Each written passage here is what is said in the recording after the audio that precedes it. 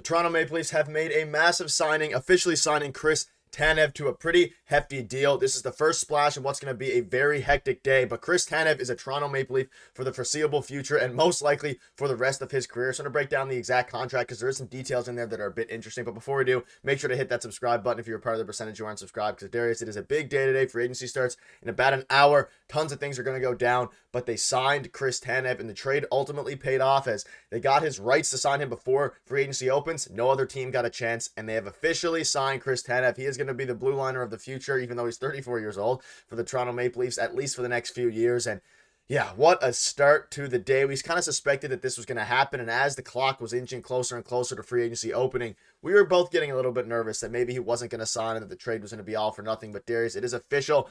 Chris Tanev signs with the Leafs, 6 years, $4.5 million, AAV, with a full no move clause throughout. Let's get your opinion on this. Again, there's going to be tons more moves dropping today, but we're starting with this one. They traded for him. They gave up a 7th-round pick, and they got the star in Chris Tanev in a massive signing. Yeah, so it finally happened. And like you said, we were kind of wondering heading into this morning, like they haven't signed him yet. What's going on with that, right? Could they end up losing him? But obviously it seemed like they were going to sign him. Gensel signed in Tampa this morning as well after trading for him. So we knew it was kind of going to happen. And the contract comes in around the same type same amount of years and money as we thought at the start. A lot of insiders were saying it was pretty much going to end up this way. But for me, yes, I love the player. Yes, we got a first pairing defenseman now.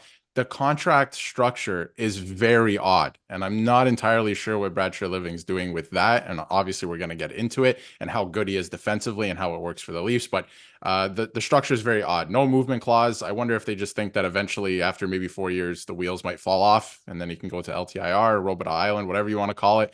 Yeah, they offer him 80%. Or 80% of the contract is signing bonuses. Only a thing the Leafs could do to entice people to come. So it's good that they got him signed. It's going to be great for the first 2 years, but a little bit, I don't know. I'm a little skeptical about the end of the contract. Yeah, we'll have to see what other moves happen. But let's dive into the AAV by year, and it's basically 4.5 million all the way through. And it's interesting. So the scary thing about Chris Tanev is that he is 34 years old, and obviously we'll dive into that. We've been diving into that for the past, what feels like the past year, since really the trade deadline a few months ago. Yeah. Chris Tanev's deal will be very good for the first couple of years, pretty fair for a couple more, and then bad to finish. But for now, he's a fantastic fit at an overall okay price, and that's kind of where I'm kind of settling down with it here, is that for at least the next 2 years, he'll be probably elite, because he's been aging very well. But then 2 years after that, it'll be okay, and then it'll be really bad. But Darius, I think the player itself is a perfect fit with the Toronto Maple Leafs. Blocks a ton of shots, is one of the best defensive defensemen, really, if not the best pure defensive defenseman at this point in the NHL. Even though he is 34, he hasn't really slowed down on that side of things. He'll still give you some assists as well, and assists every 4 or so games. But I don't know, perfect fit for the Leafs, and it's something they needed to get done, even though the contract is going to hurt them at some point. If they win a cup over the next couple of years, none of that will matter. Yeah, and not only is this a guy going to be, a first pairing defenseman with Morgan Riley, he's going to help the penalty kill a lot as well. This guy blocked 207 shots last season. This guy's going to put his face on the line. We've seen it before for the Calgary Flames. And when he got traded to the Dallas Stars, he shut down teams like the Colorado Avalanche, the Vegas Golden Knights, right? They weren't able to shut down the Edmonton Oilers. It was just destiny this year for them, I guess. But he shut down a lot of really good teams and top players. He's the one shutting them down, right? So this is really good for the Leafs. They finally have a first pairing. I can't remember the last time they had a bona fide first pairing. So for at least the first couple of years, this is a really, really good signing. But again, just a little skeptical about the end. But it's a good day for the Leafs because, at least for the next couple of years where they are in a cup window, they have a first pairing defenseman here in Chris Tanev. Yeah, and I wonder what defenseman now they're going to get in literally an hour as of the time of recording, or if there is any other ones. But let's dive into this a little bit more. And again, he's not going to give you a ton offensively, but the Leafs don't really need that. -1 offensive rating. But last year, like, his projected value is about lined up with the contract, which, again, if it was a 2 or 3 year at $4.5 million AAV, obviously it would be a steal for the Leafs. Fantastic. But it's the fact that you have to go all the way through till whatever it ends up being, 2030 or something around there. And it's just a little bit scary. And you can kind of see how the value starts to decrease and become a lot scarier. And he's projected to be worth about 1.8 million by 2030 when he's going to be making 4.5. But I am curious here, Do you think that'll matter ultimately when all things are said and done? Or I want to ask you in the comments, and people who are watching and put in the comments as well. Do you think that the Leafs, are you happy with the contract? Like, do you think this is something that they had to do? They obviously traded for Chris Tanev. They wanted to get it done. They were going to get it done by any means necessary. There were rumors out there that he was going to command $5 to $6 million AAV over the same period of time. So they did get it down, I guess, through negotiations, or maybe the reports were just false, to 4.5 million. But 6 years was originally not really on the table. It was more so 4 to 5. But then reports are coming out that 7 was on the table. So I think it was somewhere in the middle after all the speculation and rumors.